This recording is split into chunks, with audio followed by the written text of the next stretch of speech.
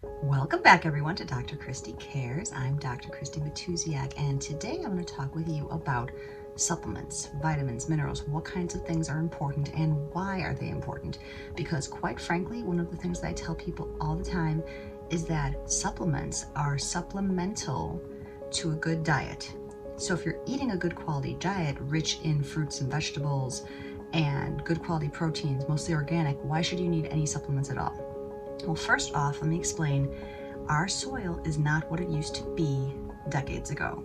So decades ago, or centuries ago, when we used to plant crops in the ground, they used to be filled with all sorts of vitamins and minerals and nutrients that they got from that soil.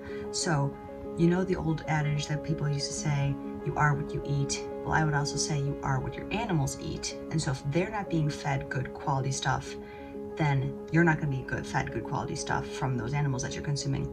And in the same sense, the vegetables and things that you're consuming that are from the ground, you are what you absorb. That's and what your fruits and vegetables are absorbing from the ground that they're being grown in.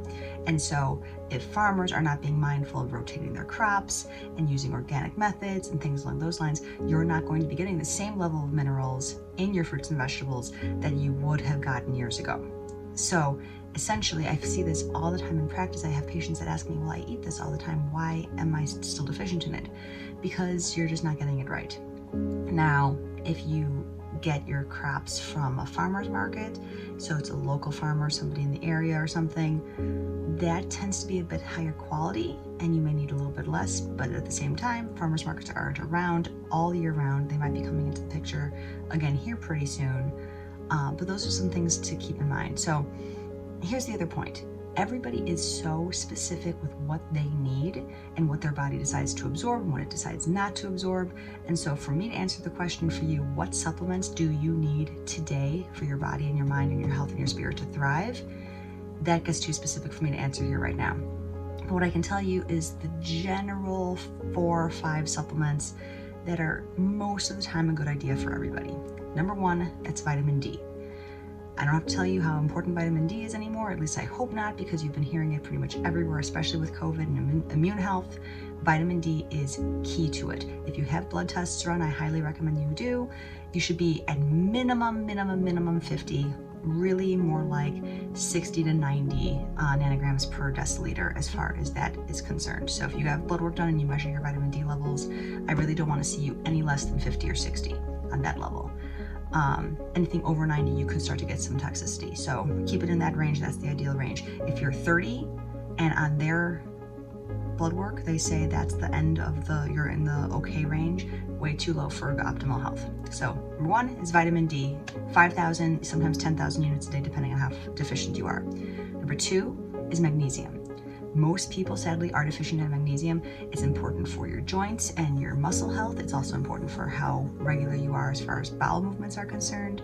Magnesium is also very helpful for mental focus and just in general of preventing muscle spasms and things along those lines. So magnesium, really fantastic. If you find that you are craving chocolate pretty frequently, that might actually just be a magnesium deficiency to keep in mind. So number 1, vitamin D. Number 2, magnesium, things to keep in mind.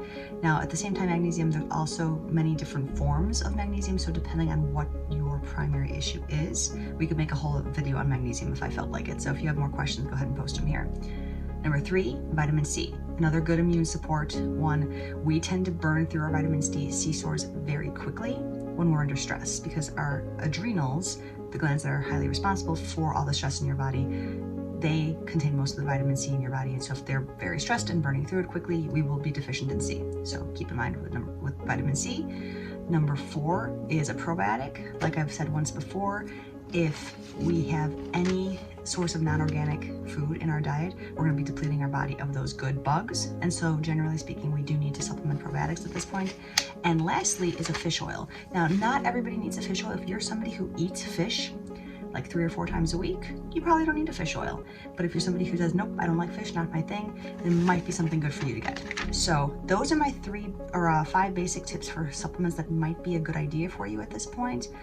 Let's see here. I think that's most of what I wanted to cover today. Just checking my notes here. So if you have any questions, comments, concerns, please feel free to comment below, share, subscribe with your friends and family.